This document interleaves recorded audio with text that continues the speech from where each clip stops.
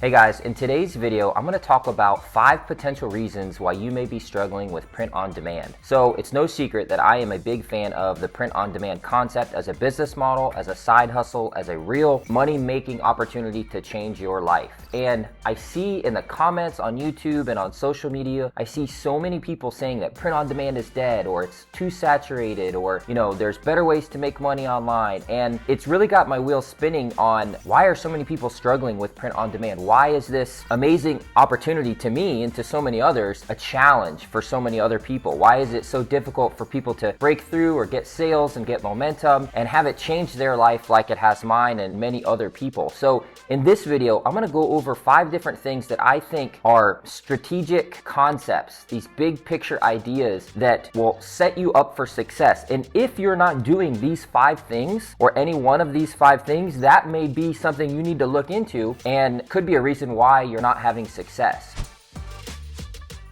Okay, so the first thing that comes to mind when I really think about how to be successful with print on demand and where to begin is you have to find the demand. So what I mean by that is you have to find the demand. You have to create something that there's a demand for. It's much easier to create a product where there's already existing demand than to try and create a product and then create the demand. Think about that big picture. That can go 2 ways. One, it has to do with the niche or the research or what it is that you're designing. Ask yourself, are you designing something that you like? Or are you designing something that someone else likes? Is it for someone else, a different target customer? The second part of finding a demand is selling on a platform where there is demand. So I'll give you a basic example. Amazon.com. It is the world's largest e-commerce marketplace. Now I know not everyone can sell on Merch by Amazon, but there is huge demand there. In fact, there's more demand on Amazon than every other print on demand or e-commerce store combined. You want to sell your products on a platform where there is demand, where people are shopping. I'll give you an example. Facebook. Facebook has a ton of traffic, but a lot of people don't go to Facebook to buy. And selling products on a marketplace like Facebook or even Instagram, where people are used to just scrolling, it's much harder to get a sale because you have to market to them, you have to compete with a lot of other people, and you have to convince them to stop their entertainment scrolling and go over and convert to a customer and click and purchase on buy. When people are on Amazon.com, they want to buy something. It's a shopping marketplace. Go where their customers already are and create a product where there's already demand. Okay, number 2, and this is a big one. This is right up there with number 1. Be original. Be original. Create something original. Create something new. So with print on demand, as it grows in popularity, there's all these different tools out there and everyone is using the same tools, and those tools are showing the same top sellers or the same results, and people are creating the same thing because they say, oh, look what's on page 1, or oh, look at this big seller, I'm just going to create something like it. That's fine in general, but you need to be more original and stand out from the pack. That strategy may have worked years and years ago, but now you have to create something new and unique because everyone is trying to get into this business and using these tools and using these different trend finders and things like that, and it's flooding the market. And if you've spent any time on print on demand, you know what I'm talking about. You can scroll and scroll through the lists of products and you'll see so many designs that look the same and that look similar, and there's nothing you could do about those products that are on page 1, but what you can do is you could take some time to really think deeply about how you can create an original product, something that's unique to the marketplace, still appeals to that customer, you're still trying to meet that demand, you're just putting a different spin on it. And if you do that, you're going to stand out, and if you're patient, you're gonna have more success, especially over the long run.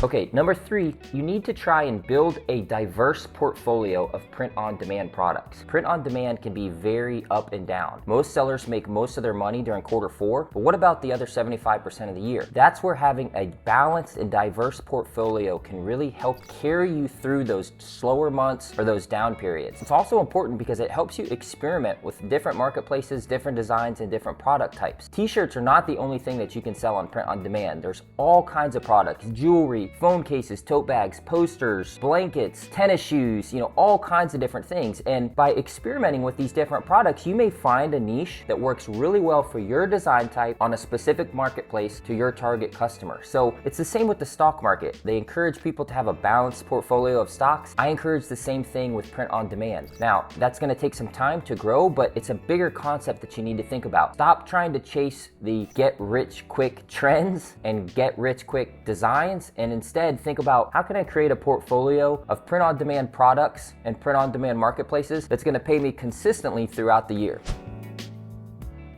Number 4, double down on your success. So this is a really big one, and I think this is something that really separates very successful print-on-demand sellers versus people who are struggling. So in the previous point, I just talked about having a broader portfolio, but within that broad portfolio, you're gonna have certain products or designs that stand out. Go back to those designs, go back to that niche or that target audience and find a way to go even deeper. And by doing this, you're gonna capture more of the target market. You're gonna have more products or more designs out there in that niche to kind of grab real estate from your competitors, and you're investing your time and design efforts into a concept that's already had success because you're doubling down on it. It's just the general concept of trying to double down on what already works.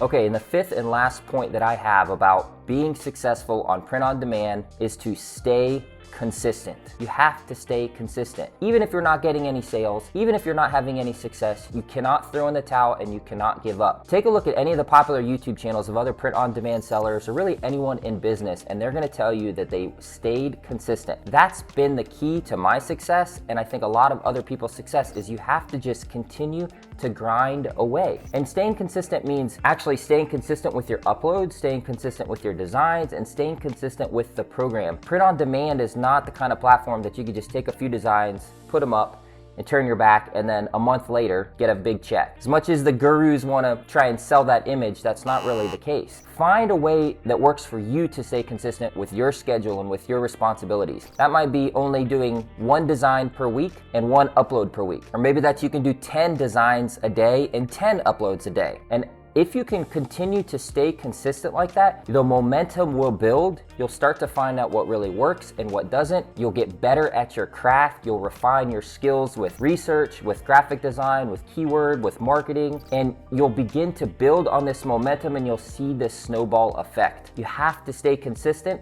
You have to stay committed. You have to give the print-on-demand business model a chance to grow momentum and to get going. Okay, so quick recap. The 5 things that I think are very important to have success with print on demand. If you're not doing these 5 things, take a closer look at why and how you can fix it, and I bet you'll see some results. Number 1, you have to find demand. Find demand with products and find demand with marketplaces. Number 2, be original. Come up with original, unique designs. Number 3, build a diverse portfolio of print on demand designs, products, and marketplaces. This is going to help carry you through the slow months, and it will give you that frame of mind that you need, that print on demand should be a consistent, steady drip from multiple sources as opposed to a big one-hit wonder. Number 4, go deep on your successes. Double down on what works. If you have a successful niche or design concept that you've had a lot of success with, I promise there's a way that you can go back and revisit it and go even deeper. Number 5, and maybe the most important, is to stay consistent. You have to stay consistent with print on demand. That means everything from your research to your graphic design to your uploading to your experimentation and your marketing. Stay consistent. All right, so there you have it, guys. That's 5 different concepts that may be holding you back from print on demand. If you don't feel like you're doing any of these things or any one of these things, I encourage you to take some time to look into it a little bit deeper and reflect how you can change something, how you can look at it from a different angle, or maybe invest some more time or change your strategy a little bit, because print on demand is alive and well. It's an amazing opportunity out there that's only going to get bigger. All right, if you have any questions, please let me know. I'm happy to answer them. Drop them below in the comments. Give this video a like and a subscribe if you're not subscribed, and thank you very much for watching. See you guys in the next video.